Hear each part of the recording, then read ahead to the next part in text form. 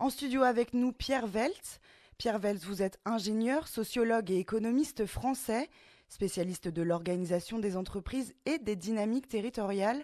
Pierre Weltz, vous êtes auteur de La Société hyper-industrielle, le nouveau capitalisme productif et plus récemment de L'économie désirable aux éditions Seuil. Merci d'accepter cet échange avec nous. Je vous en prie.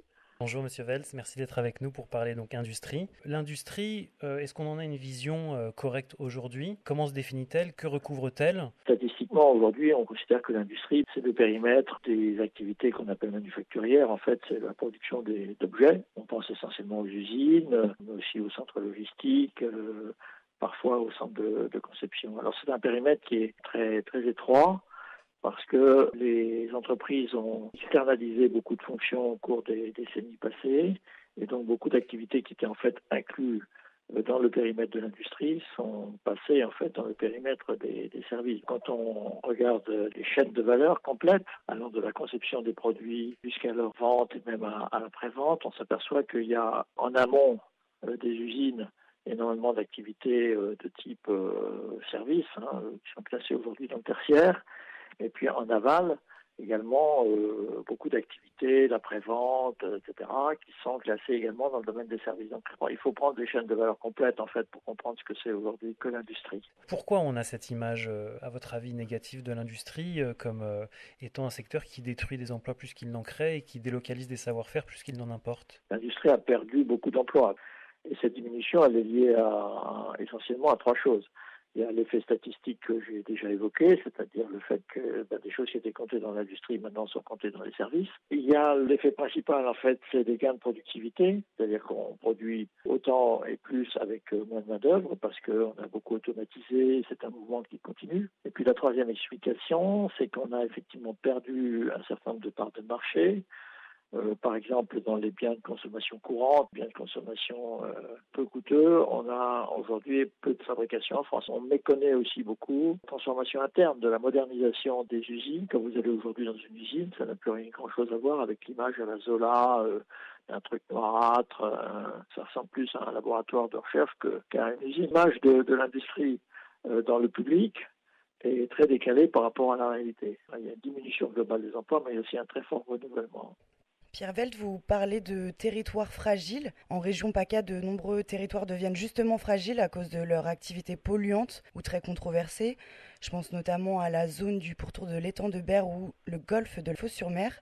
Alors, peut-on imaginer l'avenir de ces territoires par la mise en place d'industries liées à la transition énergétique, comme l'éolien flottant ou la géothermie? Oui, absolument. Il n'y a pas d'autre choix en réalité. Je crois qu'on est en train de rentrer dans une période de basculement historique. Les industries liées au pétrole et même au gaz, toutes les ressources énergétiques fossiles, sont des industries qui savent qu'elles vont devoir faire une conversion quasiment complète. Et c'est pas facile quand vous êtes des entreprises aussi puissantes et capitalistiques. Il y a énormément d'argent qui est investi, donc on va se retrouver avec ce que les financiers appellent des actifs échoués, des actifs qui vaudront plus grand-chose. Donc il peut y avoir des répercussions financières et sur le plan industriel, il faut se préparer effectivement à une mutation assez fondamentale. Il y a un grand point d'interrogation quand même, à mon avis, sur l'avenir de la zone Berre-Fosse. Vous avez travaillé sur la réinvention de l'industrie au niveau urbain. L'industrie urbaine est-elle possible et viable dans les villes de la région PACA? Et si oui, quelle industrie réintroduire? Les activités productives ont été sorties des villes et les villes se sont concentrées uniquement sur le résidentiel, et le commercial et le tertiaire. Il y a aussi des logiques foncières qui font que, évidemment, c'est pas évident, même pour les artisans aujourd'hui, de rester dans les cœurs des grandes métropoles où les prix fonciers se sont envolés. Et donc, il y a un grand enjeu, je pense, à revenir sur cette dissociation, ce qu'on appelle l'urbanisme fonctionnel aussi. C'est l'idée qu'il y a des zones, des grandes zones qui sont dédiées. Il faut arriver à un urbanisme plus mixte en termes d'activité.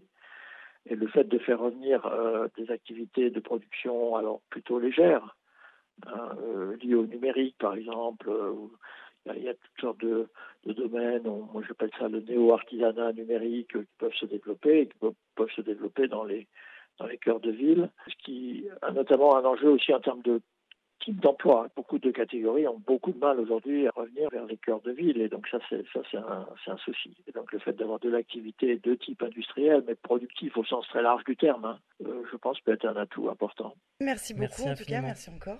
Je vous en prie. Bonne journée à vous. Au revoir.